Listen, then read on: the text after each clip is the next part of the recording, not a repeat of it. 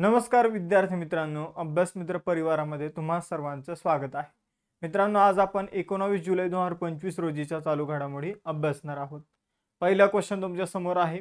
2025 मध्ये युक्रेनचे नवीन पंतप्रधान म्हणून कुणाची नियुक्ती करण्यात आली आहे? तर युक्रेनचे नवीन पंतप्रधान बनलेले आहे मित्रांनो युलिया स्विरिडेन्को। युलिया स्विरिडेन्को हे युक्रेनच्या नवीन पंतप्रधान बनलेले आहे। यांनी डेनिस शोमिहाल यांची जागा घेतलेली आहे। आपण जर बघितलं तर युक्रेनचे राष्ट्रपती जे आहे तर ते कोण आहे? Vladimir Zelensky. Vladimir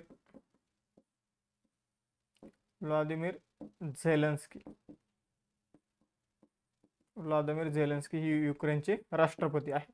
continue Russia आणि युक्रेनचे युद्ध सुरू झाल्यापासून चर्चेमध्ये आहे व्लादिमीर झेलेन्स्की। मग आपण जर बघितलं तर आता राष्ट्रपती जे आहे ते कोण बनलेले आहे? युलिया स्विरिडेन्को या राष्ट्रपती बनलेले आहे, पंतप्रधान बनलेले आहे।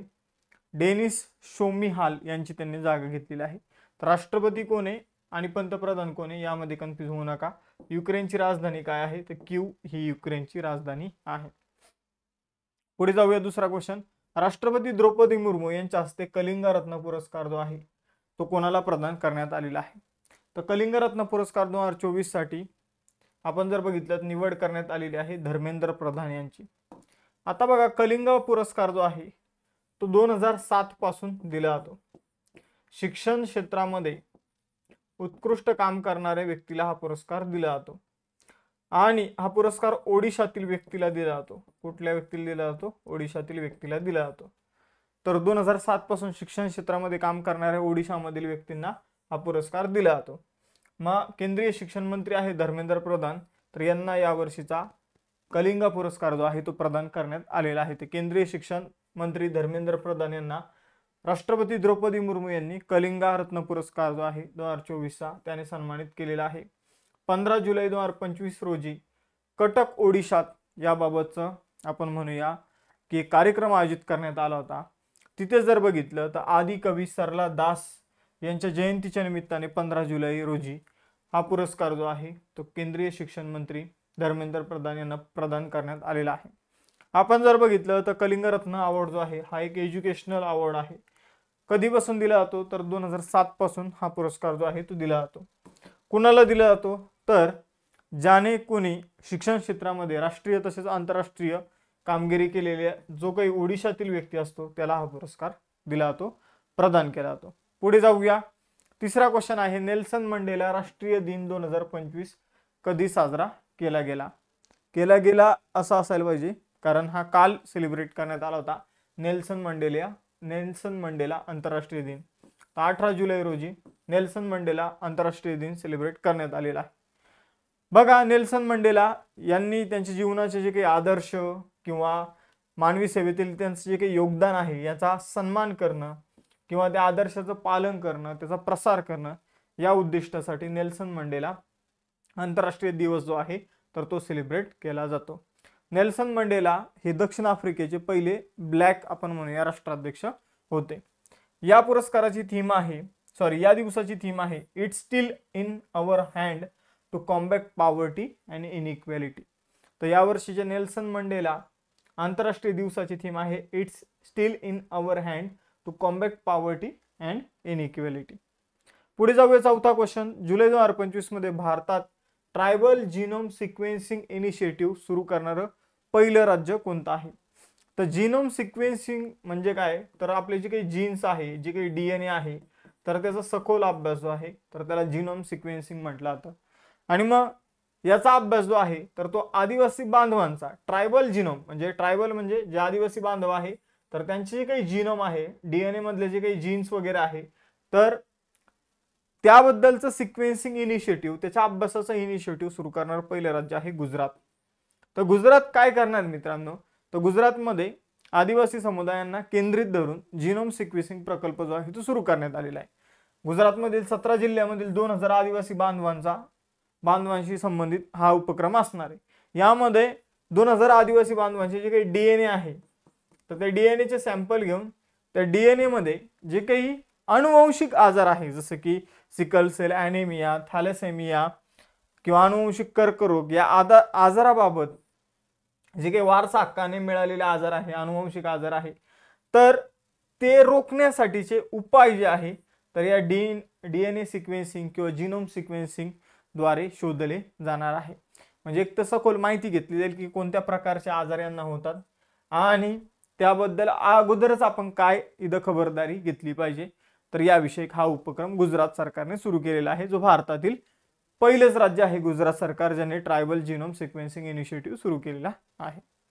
पुढे जाऊया. मोस्ट इम्पॉर्टंट क्वेश्चन आजच्या सेशनचा, most important, most IMP direct परीक्षेमध्ये तुम्हाला 100% हा प्रश्न दिसणार आहे, कारण आयोगाने खूप वेळा विचारलेला आहे, वेगवेगळ्या एक्झाम मध्ये खूप वेळा आलेला आहे.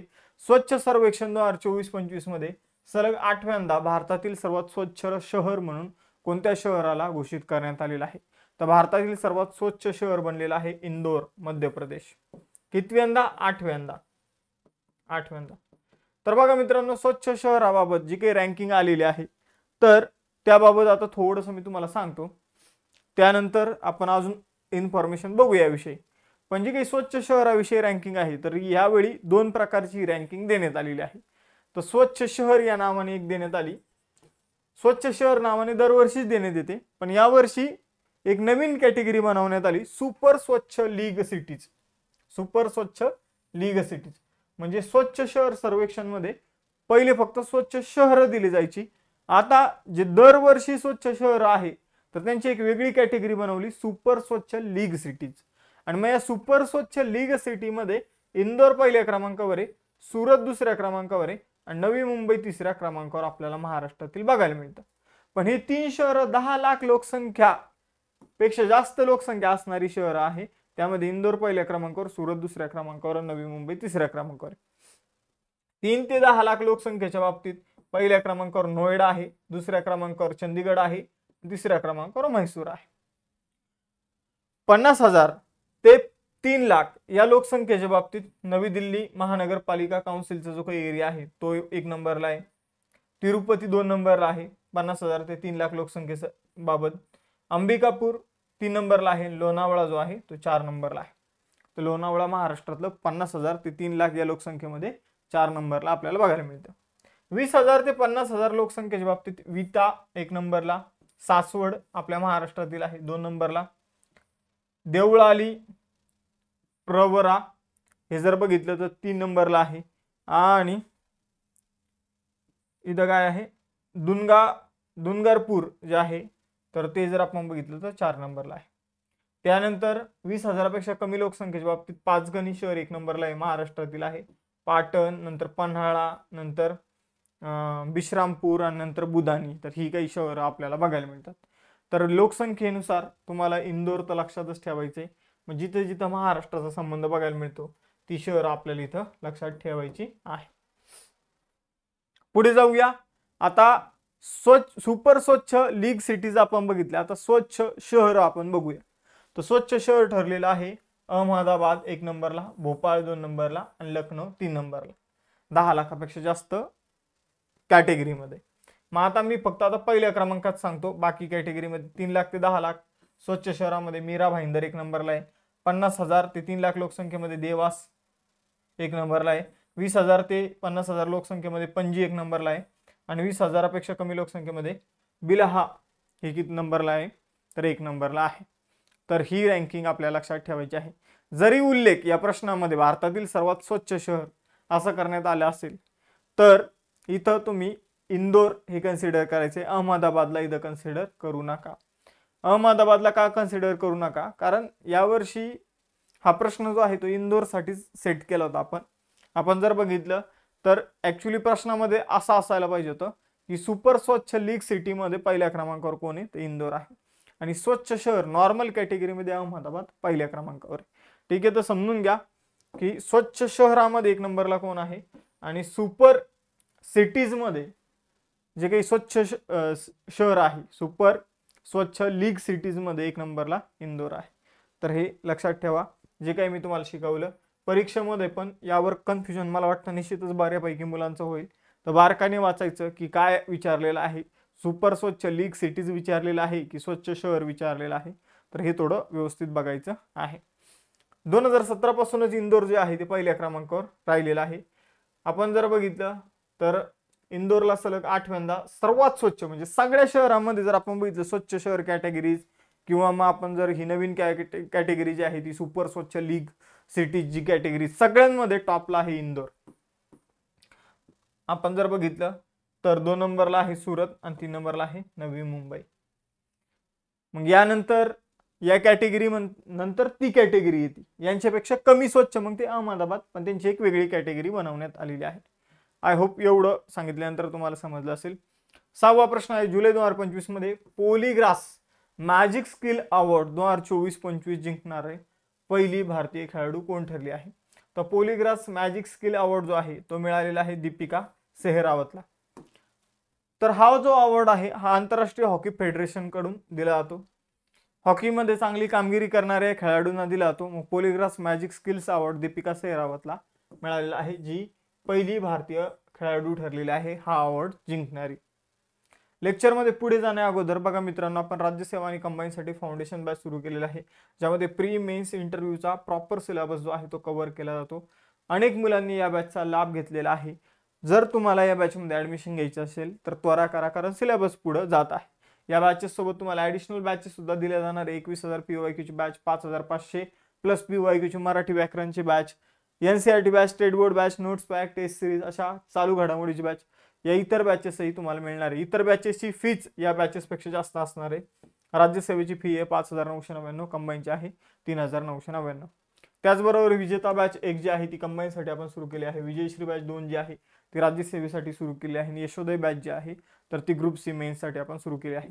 21,000 प्लस PYQची जी बॅच असणार मित्रांनो ती 18 महिन्यासाठी असणार आहे. आणि ही बॅच आपण सब्जेक्ट वाईज देखील सुरू केली आहे, ती सुद्धा तुम्ही जॉईन करू शकता. या नोट्स बॅचमध्ये मिळतील, तुम्ही सेपरेट घेऊ शकता. ही टेस्ट सिरीज बॅचमध्ये मिळेल, ती तुम्ही सेपरेट घेऊ शकता. यासाठी अभ्यास मित्र ॲप डाउनलोड करायचे.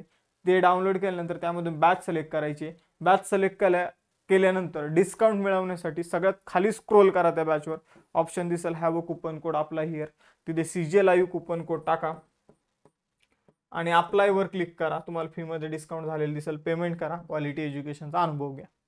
पुढचा क्वेश्चन बघूया आपण इथं. जुलै 2025 मध्ये भारतातील पहिली रोरो फेरी सेवा कोणत्या राज्यात सुरू करण्यात आली? तर रोरो फेरी सेवा काय असते?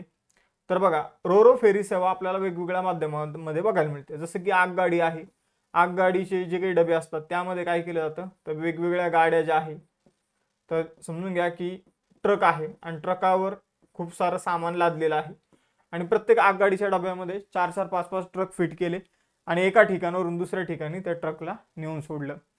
आपण जर बघितलं तर अशा प्रकारची रोरो सेवा असते, जिथं रेल्वेचा वापर करून जे काही गाड्यांची वाहतूक केली जाते.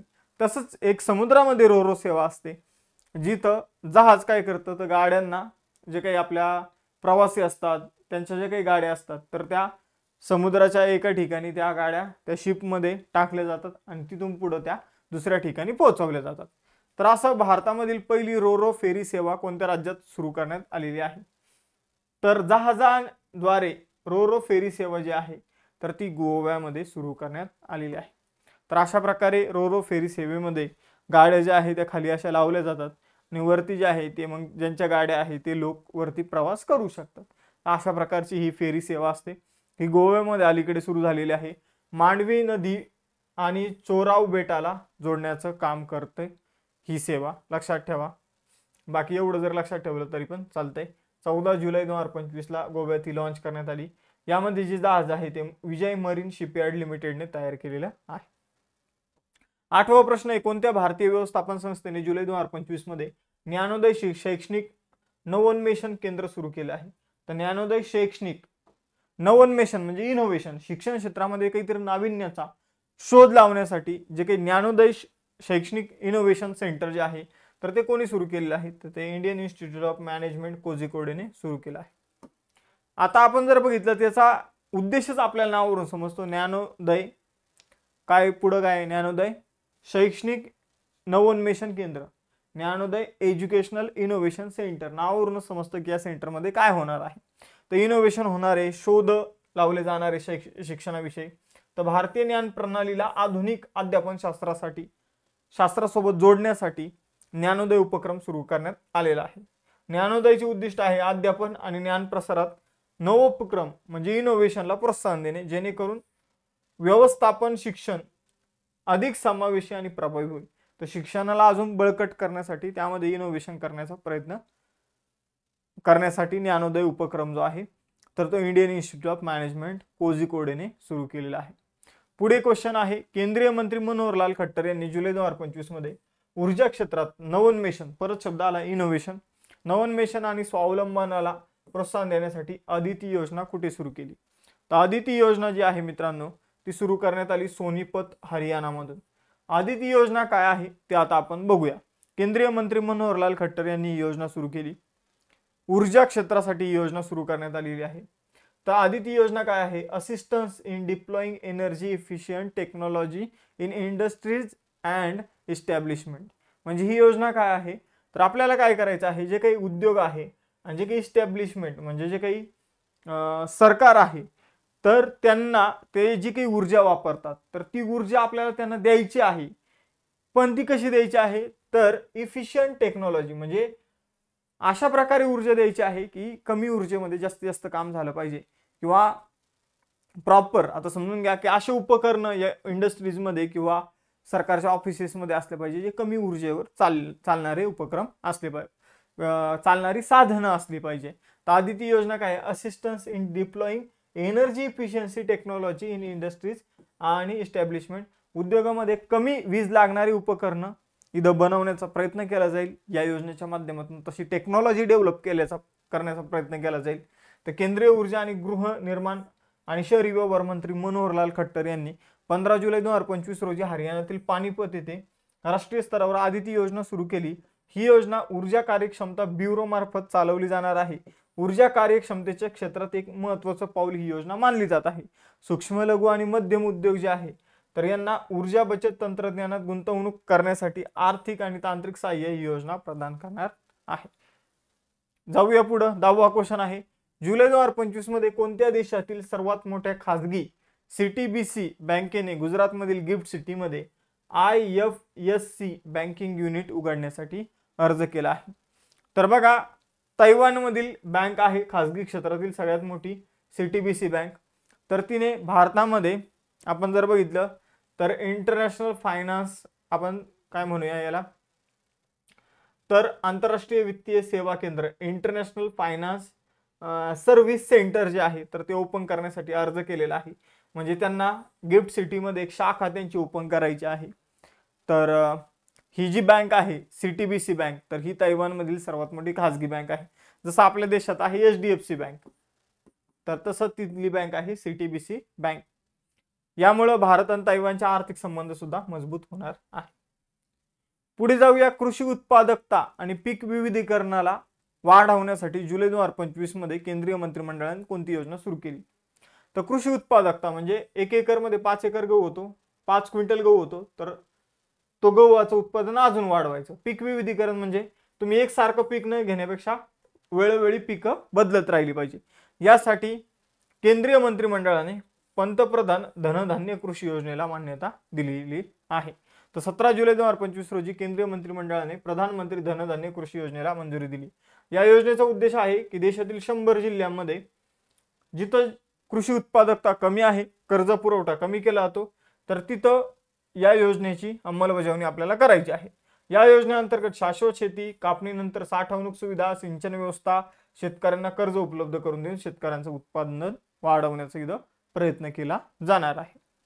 पुढे जाऊया. 12वा प्रश्न, युवा आध्यात्मिक शिखर परिषद 2025 कुठे आयोजित करण्यात आली?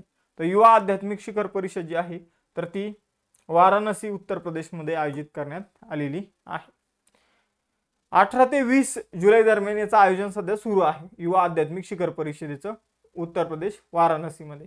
केंद्रीय युवा व्यवहार आणि क्रीडा, कामगार आणि रोजगार मंत्री डॉक्टर मनसुख मांडवीय यांनी याबाबतची घोषणा केलेली आहे. या कार्यक्रमाचा उद्देश तरुणांना व्यसनमुक्तीबाबत जागरूक करणं हा आहे. त्यांना आध्यात्मिक दृष्ट्या मजबूत करणं आणि सामाजिक आणि मानसिक दृष्ट्या मजबूत करणं हा देखील या पाठीमागे उद्देश आहे युवा आध्यात्मिक शिखर परिषदेचा. आता या परिषदेची थीम काय आहे तर विकसित भारतासाठी ड्रग्ज मुक्त युवक. आजच्या लेक्चरचे टेस्ट क्वेश्चन. भारतातील पहिले रो फेरी सेवा कुठे सुरू करण्यात आली? 8व्यांदा भारतातील सर्वात स्वच्छ शहर कोणतं ठरलं? कलिंग रत्न पुरस्कार कुणाला देण्यात आलेला आहे? तर टेस्ट क्वेश्चनचे आन्सर देत चला, म्हणजे तुम्हाला भविष्यामध्ये खूप सारे मार्क जे आहे ते करंट अफेअर्स मधून मिळत जातील, कारण मी असेच क्वेश्चन टेस्ट क्वेश्चन म्हणून देतो जे परीक्षेमध्ये येण्याचे चान्सेस सर्वात जास्त असतात. आपला ॲप डाउनलोड करा, टेलिग्राम चॅनल, इंस्टाचं पेज जॉईन करून ठेवा. जर तुम्हाला बॅच घ्यायची असेल तर कुपन कोड यूज करा CJ Live. थांबूया मग इथं, भेटूया नेक्स्ट सेशनमध्ये. चलो बाय बाय एव्हरीवन, जय हिंद.